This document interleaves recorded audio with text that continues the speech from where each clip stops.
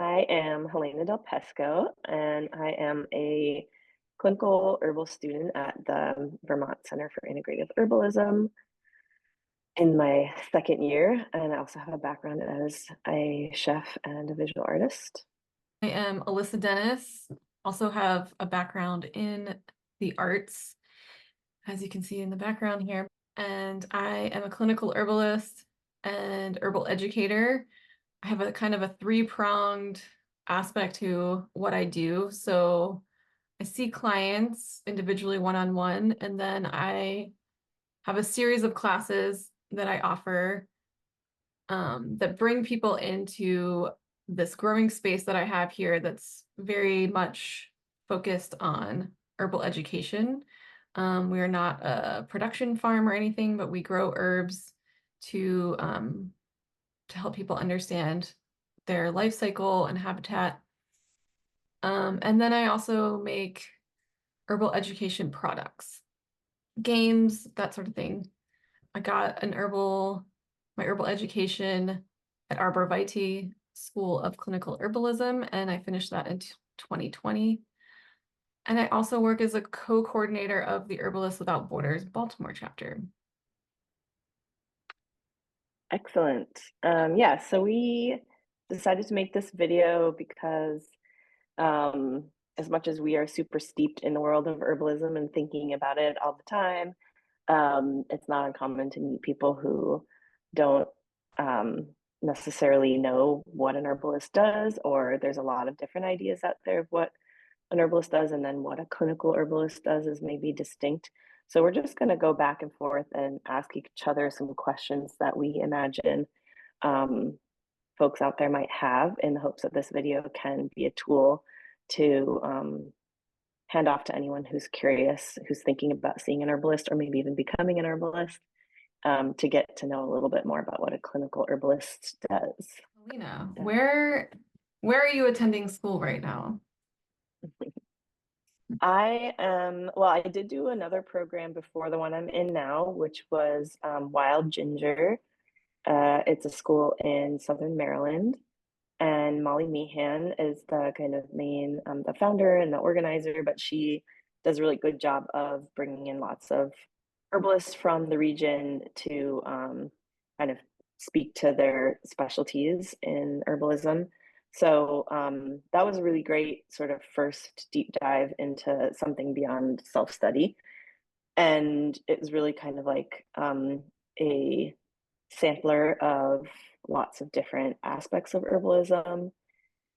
And then I had about a 5 year break where I was focused on other things. And then I started the program at the Vermont Center for Integrative Herbalism. Is structured in a way that you can do, um, they have a roots program, which is maybe similar to what I did at Wild Ginger, which is kind of the very intro internship. And then you can do a 1 year family and community herbalist program. And then that 1 year program can be the foundation year for the 3 year clinical program. So you can either do it as a standalone 1 year or continue on and do the full 3 year clinical practitioner program with that as the first year. So I kind of went into it thinking I was just going to do the first year, kind of use what I learned to add to my tools as a chef. But I really loved the just super intensive immersion I was getting in the information, and I just wanted to keep going. So I did, and also really just loving the one-on-one aspect of the clinical relationship. I've always been a teacher. I teach workshops on fermentation and cooking and all kinds of things. I taught art previously as well.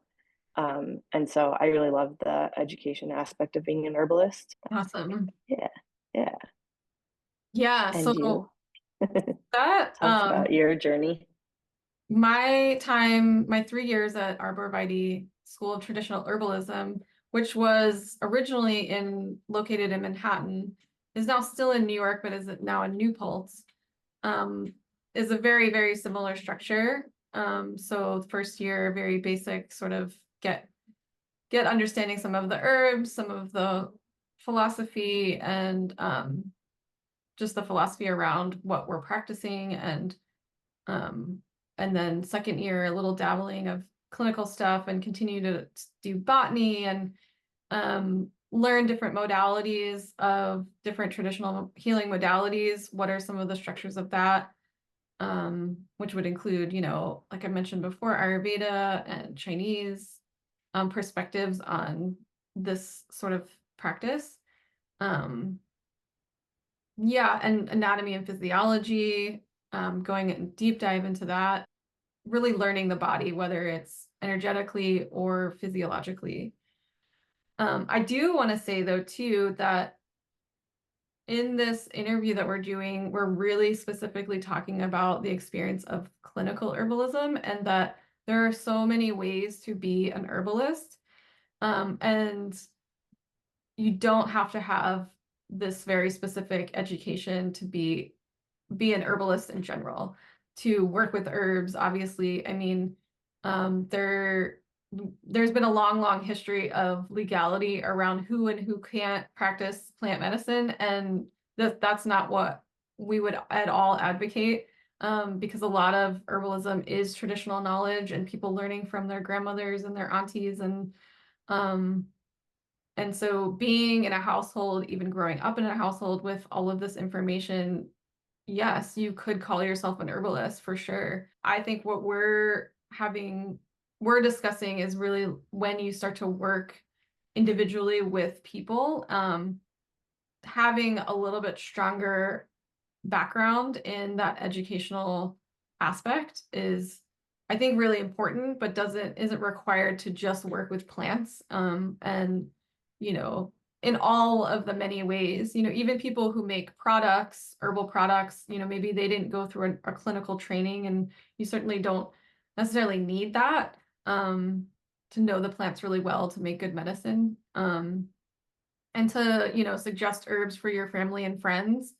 But if you are trying to make it part of your income and sort of something that you are advertising yourself as working with people, I do think it is important to get a really good understanding of different traditional modalities paired with anatomy and physiology and some of the more science that we understand about our bodies, getting that under your belt, because there's like looking at blood work, and there's you know, looking at people's supplements and what they're taking and how cholesterol interacts, you know, just high cholesterol, what makes high cholesterol. You know, there's many reasons why someone might have high cholesterol, and it's not just the diet. It could be stress, and it could be inflammation in the body. Just knowing certain things, you know, and drug herb interactions, we want people to really understand that aspect as well.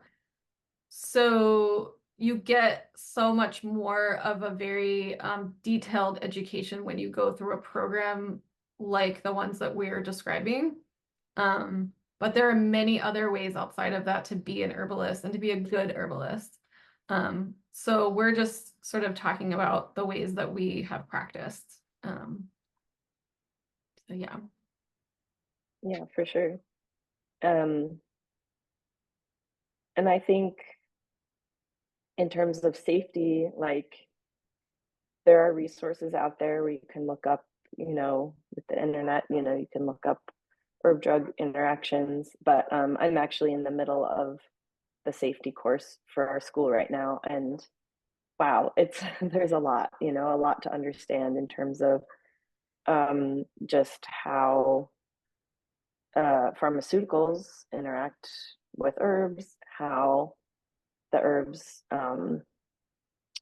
you know, are going to be safe for some people and not for others, and in what doses. And um, I think knowing that there's someone who's built a curriculum and has like decided on like, you know, what the most important things are to kind of start building that real strong understanding of safety. is also reassuring for me, you know, going into seeing clients that like I'm not on my own and having to figure all of that out, that I have resources put in front of me that are like reliable. Um, Yeah, and a lot of so that comes from hearing stories from your teachers who've been doing this for 30 years and some of the clients that they've met with, and you just end up hearing so many stories and um, really just seeing how your teachers are dealing with all of those questions. And that is profoundly helpful. How they read blood work, how they deal with certain conditions really that people are dealing with, whether it's autoimmune or digestive or PCOS or something, because you're always going to have a more modern, it's always good to see if someone has a modern diagnosis of something, but then how do you see those patterns developing?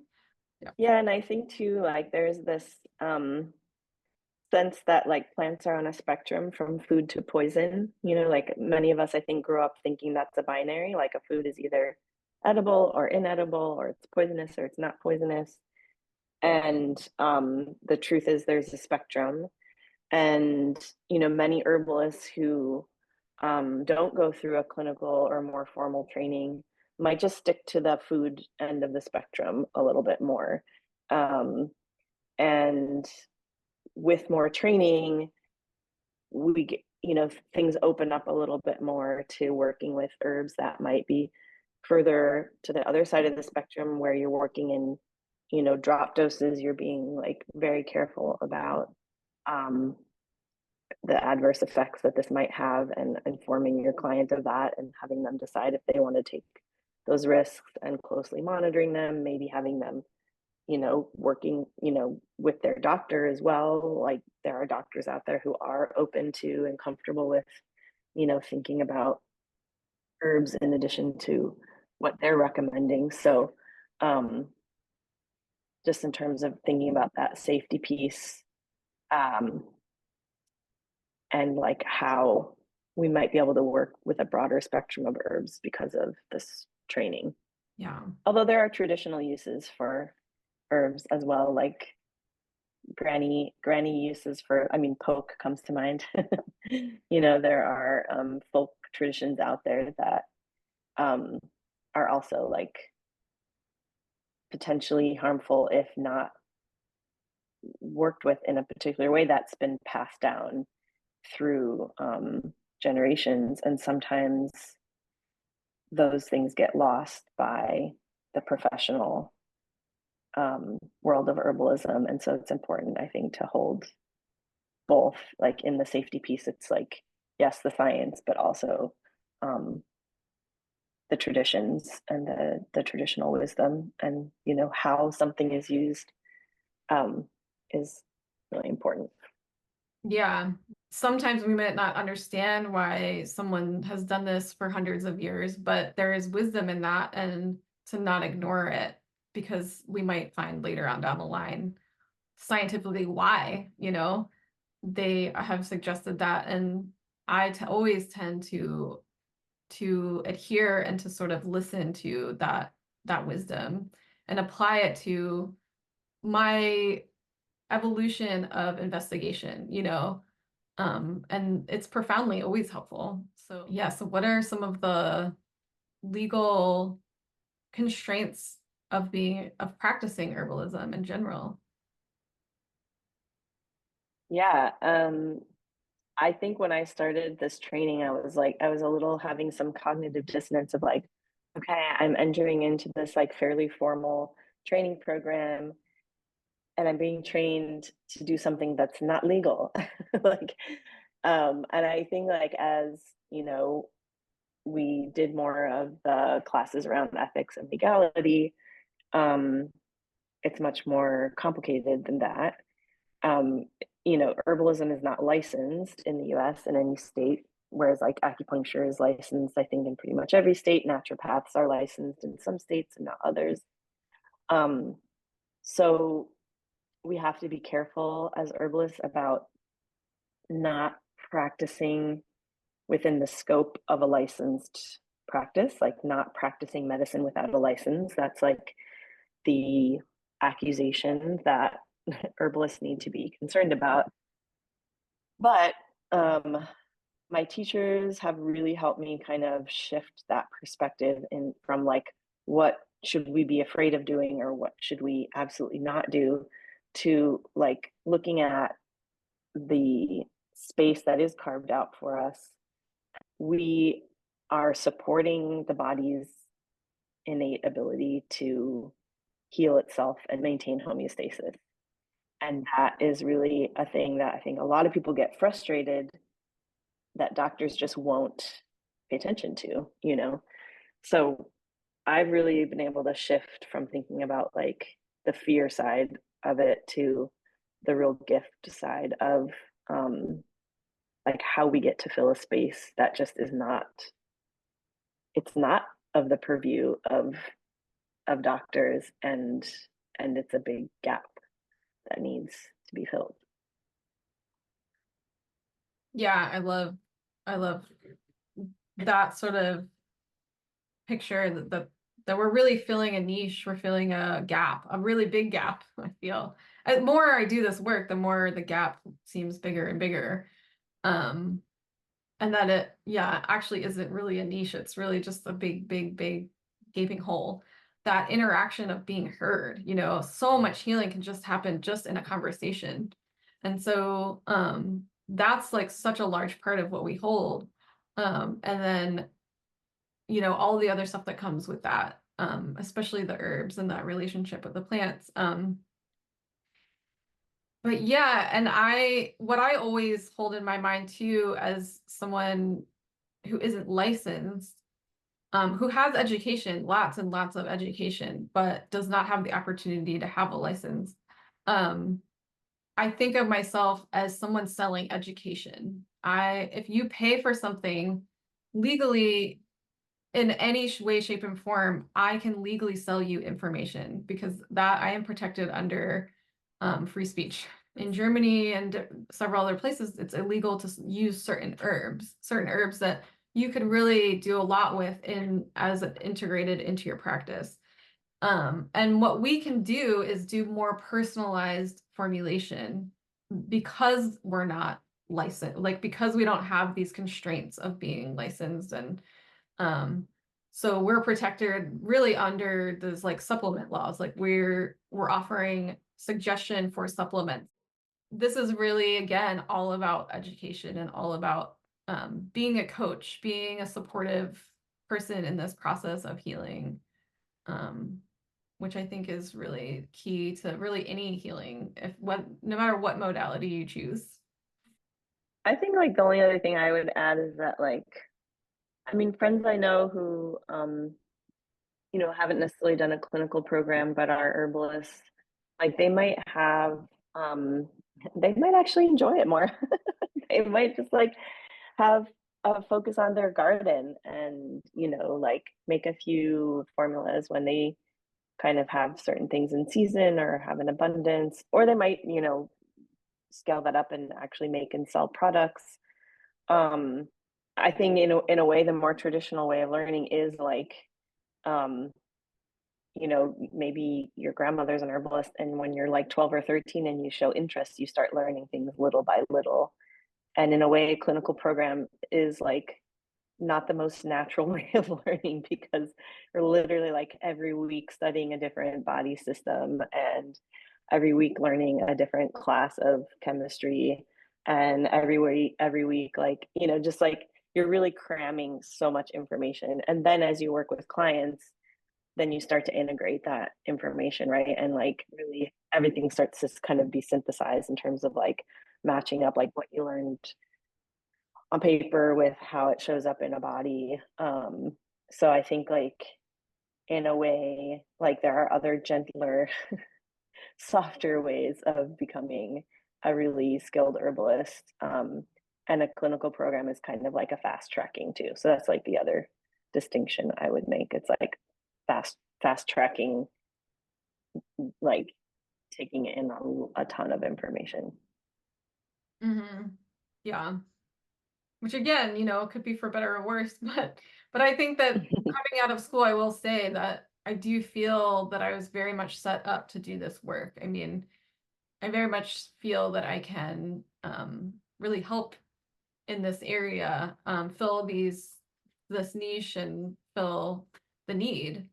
Um, so, and obviously, I feel as a clinical herbalist or herbalist of any kind, you're going to learn the rest of your life. Like this is something you can never fully ever in your lifetime reach to the bottom of.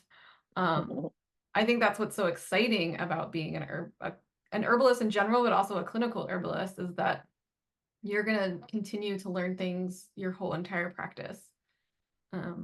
Yeah, for sure. That's definitely one of the things I love about it as a person with a mind that is always like wanting to learn and curious. And um, I actually think like I love how our questions are really just flowing so nicely into each other. Um, Maybe we can just start to talk a little bit more specifically about like as a practitioner from the practitioner standpoint, what's it like to work with a client? And maybe specifically we can start with like the assessment process. Yeah. So again, if someone needs that discovery call, that would be kind of the beginning, um, and then the yeah, once the intake is through, whether they decide to do that or not to you. So I really start by addressing some of the things that they came to me for. So there, I always offer, what are the top three things that you want to sort of address and talk about. Um, so when I ask too at first, have you ever worked with an herbalist before, and kind of give them a little bit of a framework about what we might talk about. So, and having them kind of know upfront that any question that I ask is free to answer or not answer. And so they kind of can determine whether they feel comfortable with that or not. It's nothing that I am trying to glean from them is forced. And so all the questions are to inform how I can read the patterns of the body. So the questions are set up in a way to be able to really start to see how is this person manifesting, one, in the world, like what is their just way of being? And then two, what are some of the stagnant or kind of disharmonies that this person is dealing with? And what are some of the patterns that I can see that manifesting in? So, or how is manifesting? So that can come in many different ways. You could have allergy symptoms, but you could also have bleeding gums, and that can be a pattern that's starting because one, allergies are I see as more of like a leaky tissue state. Like there's things getting in that shouldn't be getting in, and your body is reacting to that. Bleeding gums are also a problem of loose boundaries. The tissues are not toned up enough. So those two, that's what I'm looking for. I'm looking for those two patterns to meet and be like, okay, we are forming a pattern now. And you can read that through the symptoms that people deal with. Um, and you can see that in other ways. You can start to see many other patterns beyond that. But if you have at least two to sort of start forming that pattern is really what we're looking for. And so we're always asking questions that seem like they might not relate, questions that might just be something you never even thought about, which is also another part of the healing process, is asking these questions that probably no one else, one, will ever ask you, and one, questions that you probably would never even think to ask yourself. And so once you start to hear your own answer, you're like, oh, then you start to make your own connections about what's happening to your own body. So that part of it can be really beautiful. How would you define a clinical herbalist? Um, and what are some of the niche services that a clinical herbalist can provide? Sure. So I'll do my best to define this. I think it's a hard thing to define, but um, I mean, hopefully, many people out there can feel like they are herbalists just by having a relationship with plants and herbs. And a clinical herbalist is someone who has kind of decided to take on an education that has, in addition to learning about the human body and the plants, also learning about ethical and legal considerations, just sort of deciding to take on that more professional mantle of herbalist and all the responsibility that goes along with it. I mean, I feel like there's a few health concerns that people have that herbalists are um, specifically positioned to be really helpful with. I think complaints of the digestive system would be one of them for me. Just I've seen such great results in that area. I think the nervous system, so everything from anxiety and insomnia, sleep issues, things that in general, like herbalists are able to kind of provide support in places where a doctor might, hear the complaints and say, like, well, we've done your blood work, we've done tests, and there's nothing wrong with you. You're healthy, according to Western medicine. So clinical herbalists, you know how we have that word clinical in front of herbalist, just meaning that we work one-on-one with someone. So we offer a guidance sort of format. And so just like you would work with a health coach of some kind, we're basically like working within that wheelhouse. And it's a guided sort of personalized health step-by-step program in a way. So we kind of discuss what that program is going to be and what that would look like. And just like any kind of coaching situation, you wouldn't just go once. And so I kind of set my practice up in a way that gives people the benefit of signing up for 3 consultations, which would be a first-time consult and then 2 follow-ups to sort of get them started and get them kind of understanding how we can really work together. Because this is a process and it's a process of getting to know the person, but it's also the person getting to know themselves better. And so we kind of are investigating those situations and going deeper, a lot deeper than other practitioners might go. And this is where we can really shine as clinical herbalists working one-on-one with someone, is just kind of helping someone unravel what are the patterns of dis-ease that they have been experiencing. And this can be acute, this can be chronic. Most of the people that I see are experiencing chronic dis-ease. So this is gonna take, some time to sort of unravel and figure out. The body has its own innate wisdom, and just connecting someone with that is really what I feel like is my niche in this one-on-one work. What is it like to work with an herbalist? What, So what should people expect? yeah. So for me, like I said in my last comment, I sort of set people up to have a package. Like this is something that we're going to work on together. First time consult about 2.5 hours. Follow-ups are usually about half an hour to an hour, just depending on what people need. And sometimes those follow-ups can be just asking further questions that maybe I didn't get to in the first time consult. And then beyond that, it's sort of working with a set protocol to begin with. So figuring out what are some herbal recommendations, because that's why people are coming to me, like what's the herbal guidance here, but then also doing very holistic recommendations as well. So we're going to talk about diet and we're going to talk about lifestyle recommendations. Maybe I find that someone would do well with a brisk walk once every other day.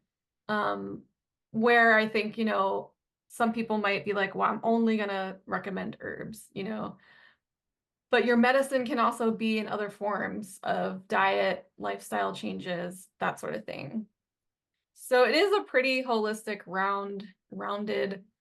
We're going to look at all aspects of life. And usually that goes into psychological health. And of course, that is not my wheelhouse. And I always refer out for that and make sure if someone is experiencing those things that they have guidance in that area. but the mind and the body and everything is connected for sure. Yeah. I think another aspect that's maybe unique for some people is the intake form. It's a pretty, I think most herbalists work with a pretty like in-depth intake form that ideally someone would fill out before that intake session. Do you have people fill out an intake form first? I do. And I Yeah. think if people have been to like an acupuncturist, maybe they would be somewhat familiar with the format, but it is like more in depth than maybe the kinds of forms you would fill out going to like a general practitioner or doctor's office. Yeah, for sure. And are there any other ways that you've been working clinically? I mean, I think like crafting the intake form, it's been really interesting. Like as a student right now, I'm doing a lot of observation hours with other clinicians. And so I get to see their intake forms and how they kind of design those. And that's super interesting just to think about how you approach kind of teasing out the details of someone's health history, but also their energetics, like questions that can really help set a foundation for the 2 hour, 1.5, 2 hour, 2.5 hour conversation. Um, it's really great to kind of go into that already knowing some of the basics of somebody's health concerns and history, and then being able to kind of just get the details and more information in the in-person session. So yeah, I think like my sense is that a lot of people when they see an herbalist for the first time are they can be overwhelmed by like just like how much attention they're getting and like Oh, sometimes overwhelmed in a good way and sometimes maybe overwhelmed in a like whoa this is a lot kind of a way. But I think that just being heard and listened to and really like have someone be super thoughtful about what you're going through can be such a contrast to many people's experience in the more mainstream medical situations. yeah. I remember seeing an herbalist for the first time and talking about my body and my what I was dealing with for 2 hours straight. And then leaving that session, I was just like, I felt really discombobulated. I was like, whoa, I don't know if I've ever done that before. So it can be a really vulnerable state, but having trust that you're going to get guidance with that um, is really magical and really special. Like, I think I even cried. I was like, it's in a way one of the first times people actually feel heard and feel held in a lot of ways. I Mm-hmm. also do recommend, I mean, I tell people, here's the intake form. If this is prohibitory for you in having the consult or going through with this, don't worry about it, and answer what you can. I never am like, you can't see me unless you answer all these questions. Yeah. And I do get that kind of information through a HIPAA compliant way. So this is all very much, um, keeping people's autonomy and privacy very, very much in the forefront of my mind and respecting those boundaries as well. So did we do who is a good fit? Yeah. So who might be a good fit to work with a clinical herbalist? I mean, I think literally anybody can benefit from seeing an herbalist. I mean, I have one of my first friend and family clients was a 9-year-old girl, and that was really fun to get to work with a kiddo.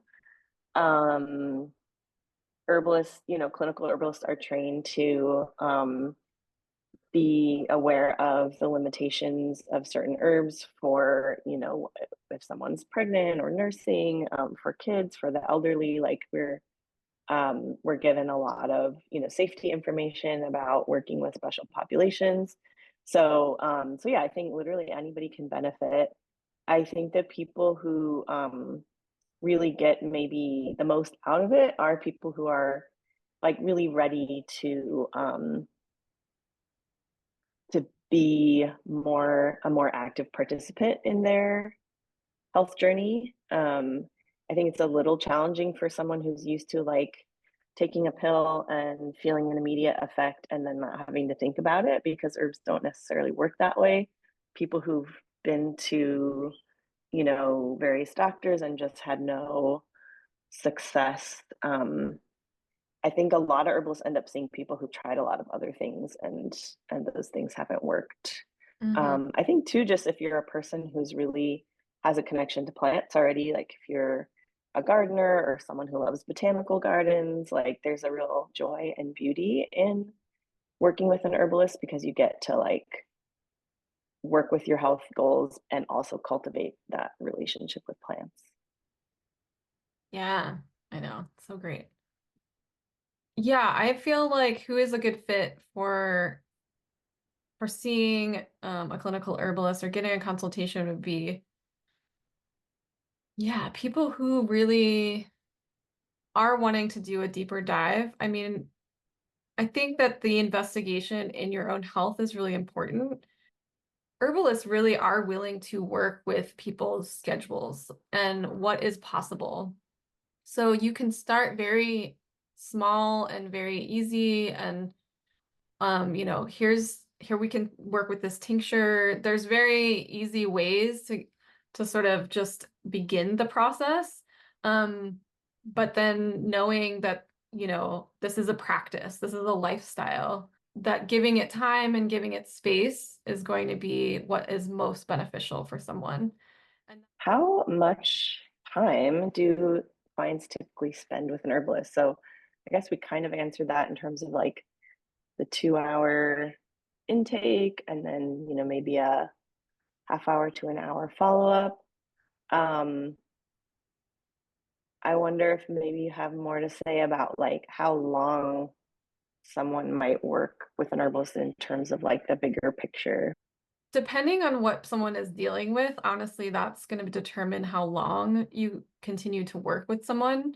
Um, and then, there's also the position of, maybe this is time to refer you out because there's something else that you want to work on that we've sort of accomplished or so there's like a lot of determining factors. And I think after 3 or 4 sessions, there is a point where a client can get to where they're like, okay, I kind of understand how this is working. And as long as I'm reaching out to you for refills of my protocol and ways that we can tweak it, I can kind of go on this for 6 months to a year. And sometimes that is the protocol, sometimes it's getting that kind of initial 3 or 4 consultations under someone's belt can really send them into a lot of self-discovery and sort of a position where they feel they can kind of take on some things their own and sort of just work with something until they find that they need more guidance.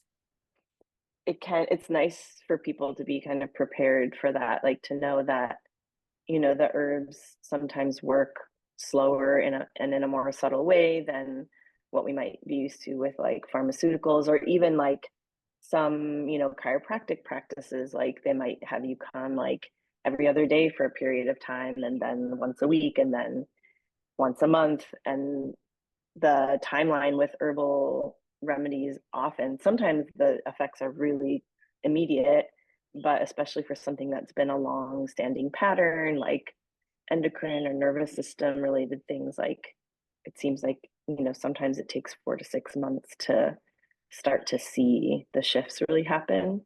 um, and I've noticed that some of the clinicians I've been observing, they might have clients working with Lyme or long COVID or, things that are potentially going to be things they will be grappling with for a long time. And so they're kind of have a base formulas from their herbalist. And then when they have flare ups, they might call um, for some additional formulas or something. So, yeah, it seems like there's a lot of different ways um, that can work. But Yeah, definitely. And I love how you mentioned chronic, really some of the more chronic things that someone might actually deal with the rest of their lives, especially things like Lyme.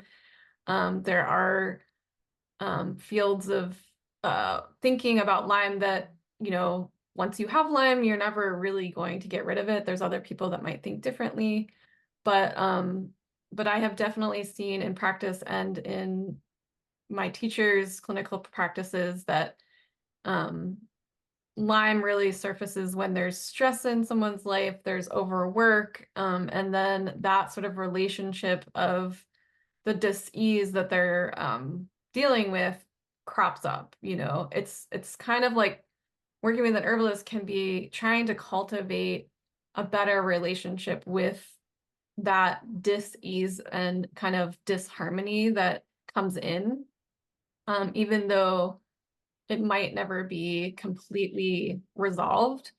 How do you know whether or not to trust herbal advice that you read about on the web? So there's so much information out there in the web sphere. Um, how might you kind of think about that question for someone? Yeah, such a good question. Because, Googling things can turn up like kind of whatever you're looking for, whether it's like pro or against, then there's a lot of false promises, there's a lot of unnecessary fear. So I think, obviously being a student and getting access to so many resources through like a program with a good reputation, start to recognize teachers' names in the field who have just really, been practicing for a long time and have published books and might have free resources out there on the internet too. But like that's, I guess, my favorite way of like quick internet searching is like, maybe the plant and the teacher's name, or a condition and a teacher's name, and kind of like see what's out there published by a teacher who I know to be reliable. There are, you know, peer reviewed scientific articles on herbs out there. It does take a little bit of figuring out like how to read those to see if they are good studies or not. Like not all science is good science.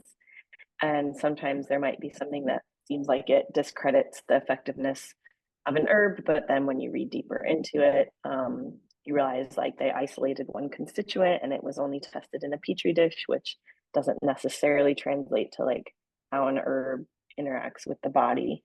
Um, and then I think also, um, there are some nice journals out there, like the um, American Herbalist Guild's journal has nice articles. Some of them I think are available without like a paywall. And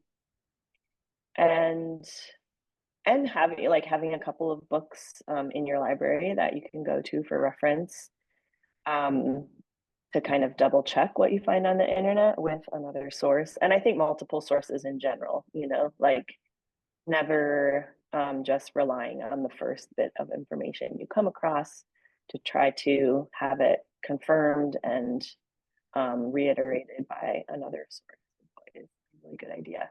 And of course, seeing a clinical herbalist is a way to kind of know, it's easy to kind of have, like, there are a lot of herbal fads, like an herb like ashwagandha, you might just be hearing about it everywhere and hear it's good for sleep.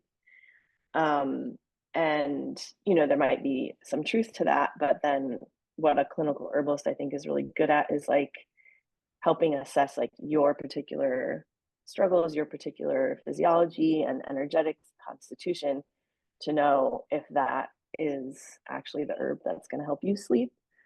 Because for one person, it could be the herb for that, and for another person, it could actually like not help at all. So I think oftentimes when we read about things that are kind of popping up everywhere and then we try them and it doesn't work, it can be like, oh, herbalism doesn't work, kind of like throwing it out because maybe we didn't have the dose right, or maybe the time of day we're taking it wasn't right. Like that's where it can get really overwhelming in terms of doing your own research. Like, not to discourage that. It's definitely like a very worthwhile to do your own learning. But like, if you get to a point where you're just like feel like you can't um, figure it out or don't know what to trust, like talking to someone who has credentials is a really good way to sort out the chaos of too much information. Yeah, definitely. And I really feel strongly that a one-on-one consultation is part of the educational process. Like I am disseminating this education that is more directly related to the particular person I see in front of me. The kind of go with tradition first. Like, where is the traditional knowledge? You go to teachers that are going to be have been doing this the longest. You know, you just want someone who has been working on this the longest. And so, like Helena said, just kind of finding those teachers and what are they writing and what are they coming out with that fits with other traditions. You know, it's like, you know, whether it's Ayurveda or Chinese or Unani Tib or European Western eclectic medicine. There are many different traditions that have been holding this knowledge for thousands of years. And then kind of going to the science after that, like what has science been saying about tradition? And then yeah, always having multiple forms of getting this, either whether it's like the same information about one plant or just kind of cross-reference is such a good thing. I think the benefits are being able to connect the patterns of your life, the patterns of your body, whether they're patterns of dis-ease or patterns of joy and happiness and health. Um, but being able to recognize your patterning um, and being able to do investigation into, you know, what could be out of balance, what needs to be put back into balance, where do I have deficiencies, where do I have excesses? Um, it's just such a good way of assessing all of that. And once you have those tools, there's a lot you can do on your own. And then once you get stumped about something, you can always, you know, reach back out to an herbalist to get further grounding on that. Yeah, and I think I also wanted to respond to something you said before about, you know, is maybe ashwagandha, you know, I'm not sleeping well, so I'm going to take ashwagandha and knowing whether that plant is going to be right for you. I did have a client just a couple weeks ago who was recommended to take ashwagandha by another practitioner. Not gonna, I mean, wasn't another clinical herbalist, um but she was dealing with a lot of initial stagnation in her body. And so I immediately told her, I mean, just looking at her intake and having the first consult, that that was what she was dealing with, and that the ashwagandha was definitely aggravating that condition at first. You know, it could be a really good herb for her, but we needed to remove some of that stagnation before we started implementing an herb like ashwagandha. Um, so it's kind of like you're going to be able to suss out some of those things, which I think is really one of the most helpful things because herbalists can see those patterns. And I don't want to discourage anyone from seeing a doctor, but I'm just trying to say what is different about seeing an herbalist versus a doctor is, and we'll sort of like talk about that later, but the doctors aren't trained to see your energetic patterns, the way that your body manifests in the world. What are the particular things that your tissue state is dealing with? Those sorts of things. And that can really tell us so much about the individual person and how we can best match an herb to you. How does someone know whether seeing an herbalist is right for them? Yeah, I mean, I think like any kind of client practitioner relationship, you have to trust your gut. Like, it's definitely different than seeing a therapist, but I do think there is some of that aspect of like whether you click with someone or not, and to like trust that, you know, that like if you have an experience and just doesn't resonate, that there might be another herbalist whose approach resonates more with you. So I think like not being afraid to ask for like a 5 minute, you know, 10 minute investigatory phone call to just hear more about like what the practitioner's approach is, and looking at their education, sort of like whether you resonate with the principles and the approaches that the school that they went to puts forward could also be a good way to make that decision. And some herbalists also have like dual practices, like they might have training in somatic therapy, or they might also be a massage therapist or a nutritionist. And so knowing that could also help in terms of just like finding the right match if you kind of know that you have an interest in other modalities as well. During the pandemic, a lot of schools went online. And so, like, I know from my school, the clinic also went online. So, we're going to be doing all of our training, seeing clients online. And I know that that's different from how you trained. And I think like that's also a choice as a client, like whether it's important for you to see someone in person, or if you prefer or don't mind, you know, being solely able to see a practitioner over video, because there are people who that's like their entire practice, and some people do both.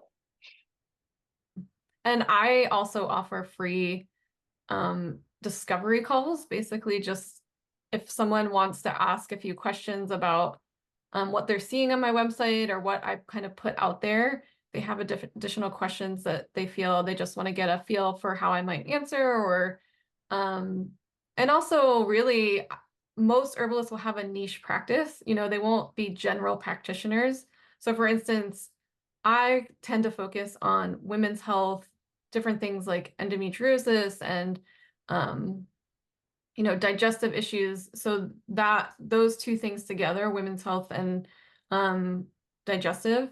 So I don't tend to, and I think that's a really important thing for any clinical herbalist to kind of find their niche in, because I think that's how we can better serve our community, but also, yeah, really focus our practice. So, sometimes someone might be interested in working with something that isn't something necessarily that I have dealt with before, but also I don't really have interest in sort of investigating further, and I might have someone to refer out to. And I always want to help everyone, and I am interested in what anybody is dealing with, but I also understand that there are limitations to anybody's practice.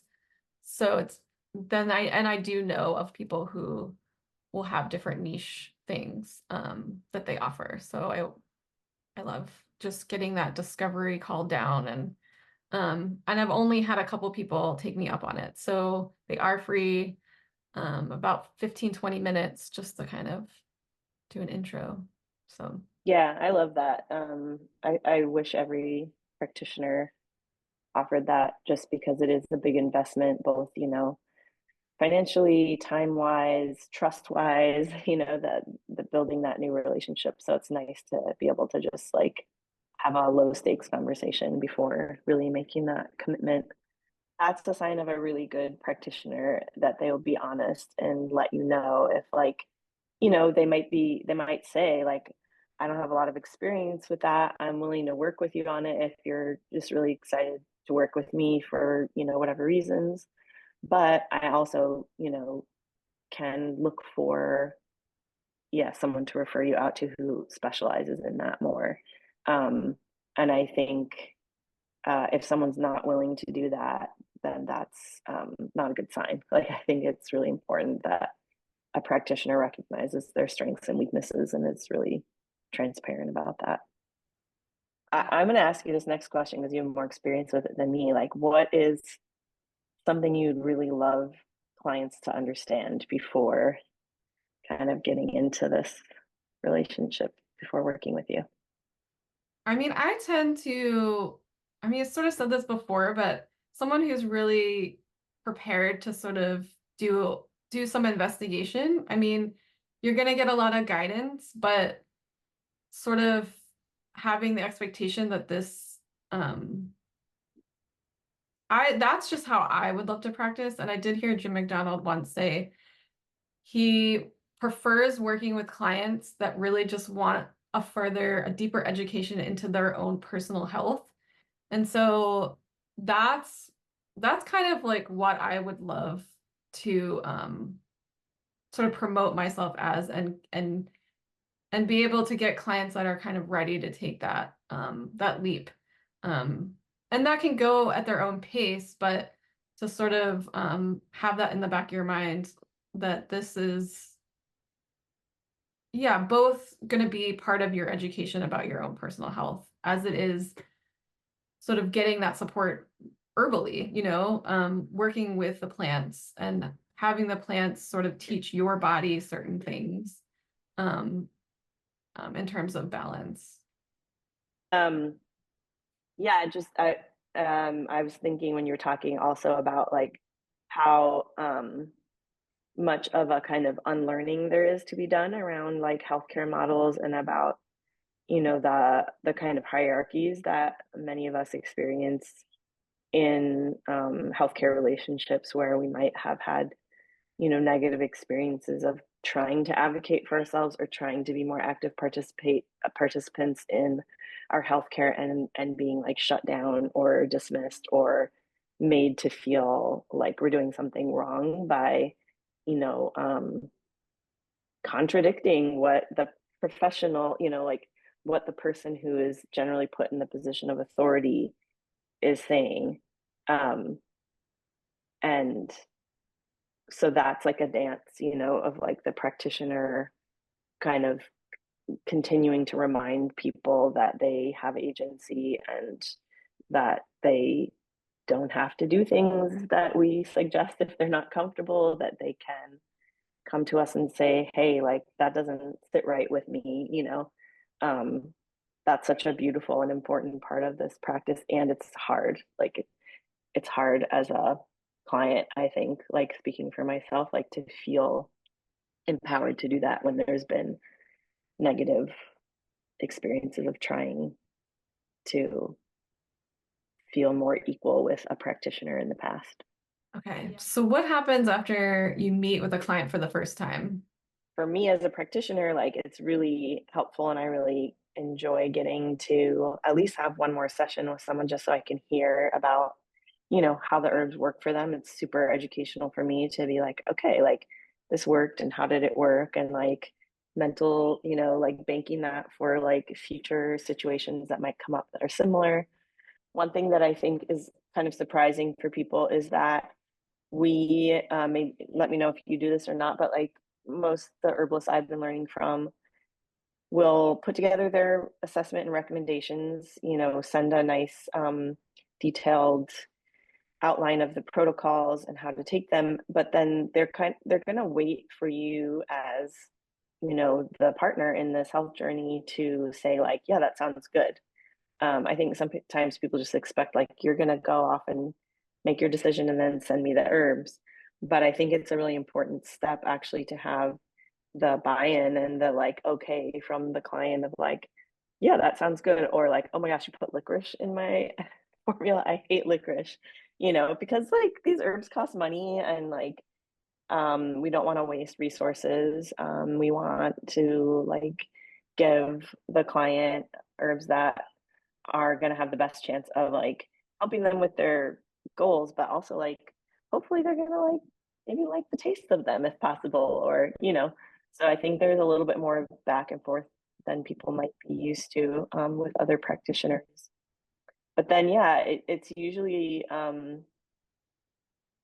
unless there's like a kind of need to meet sooner, most herbalists are not going to necessarily want to or need to meet with you again for maybe 4 to 6 weeks after you've been taking the herbs, because they're going to want to meet with you once you've had a chance to really have the herbs take effect. Um, so yeah, that's sort of my perspective. What about you? Would you say similar? Yeah, definitely similar. And then I always try and, like you said, sort of set someone up for, this could take 2 to 3 weeks for you, because some people might have just different ideas about when is this all gonna coalesce? Like, um, and so especially with hormonal stuff, it could take a couple of months actually, because when you're working hormonally, you have to work with the cycles, like the cycles of your body, and that the HPA axis regulation of that could take a couple of cycles. I always ask the question about taste and what are some cravings that you have? What are some foods that you avoid? What are some flavors that you avoid? Yeah, I think we covered a lot. But yeah, Yeah. when would you determine a tea versus a tincture or both? Yeah. Or yeah, how would you do that? Yeah, this has been like one of the really like eye-opening things for me that I've learned in my program is just sort of like how I think in the beginning I was just like, making things sort of willy-nilly, and I had a bunch of tinctures, and then like, tincturing is such a kind of quick and easy way to like preserve a fresh herb. Um, but then as you learn more about, the physiology of the body and how the herbs are acting on the tissues, it becomes more clear kind of like, I mean, because there's the preference, like you talked about, you definitely want to work with, if someone already has a tea drinking um, rhythm in their lives, like great, you can add on to that. Um, and obviously, if they like absolutely don't want any alcohol in their lives, you can work with that. And then there's also like, say someone's dealing with gastrointestinal tract concern or a urinary tract concern. Alcohol is maybe not going to be like a tincture is maybe not going to be the first thing we go to, because like we're trying to really like bathe those tissues in the herbs. So like in those kinds of cases, like generally speaking, of course there's always going to be exceptions, but like I'd more want someone to brew a strong tea, like a quart of tea, and be like sipping that tea all day long so that they can be constantly sort of introducing the constituents from that herb and the energetics from that herb to the area of concern. Whereas things like, insomnia, kind of more acute things, um, or, anxiety, oftentimes like having a little tincture bottle in your purse that you can take like bitters before a meal, or, calm your nerves before going into a stressful meeting. Like that's kind of how I, in the most kind of general way, started to think about tea versus tincture. And then, of course, we have like powders, which I think of as like more food like. So if, we're giving people adaptogen roots, like we really, really want them to get like everything that's in that root, like adding powders to food is like a really nice way to work with adaptogens. So again, it's part of this kind of growing body of knowledge that we have of like the plant plus the prep plus the dose plus the condition and the energetics, and trying to fit all those puzzle pieces together in the most elegant way possible. We covered a lot. I Yeah. hope this is helpful for folks. If you're viewing this on YouTube, and you want to leave more questions, unanswered questions in the comments, we can do our best to continue to answer questions there as well. Yeah, and I will absolutely take emails as well, email questions, anything. Yeah, we will leave our contact info in the details of the video. So thanks for listening Thanks for listening. and enjoy the plants. Yes, thank you, plants. Okay, bye. Bye.